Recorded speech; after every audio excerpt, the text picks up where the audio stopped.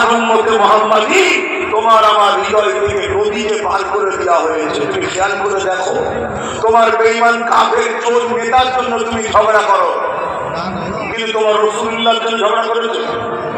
এই মুসলমানদের মধ্যে অনেকে ভূত দখল করে, মারপিট করে, চুরি করে, মাথা ভাঙে, কেস দেয়। কি জন্য ভাই?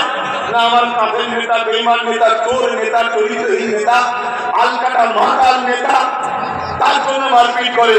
কিন্তু আজকে আমার রাসূলুল্লাহ দিনের উপরে কত বড় কথা বলছে, কেউ আমরা কোন রকম ভাবে কোন চিন্তায় আছি?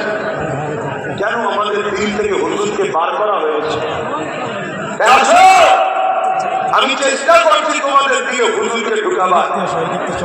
হুজুর যদি থাকে দুনিয়াও বাদশাহী পাবে, আখিরাতও বাদশাহী পাবে। জোরে বলুন সুবহানাল্লাহ। 100 বছর আমাদের এই হাল, 100 বছর আগে কিন্তু আমাদের এই হাল ছিল না।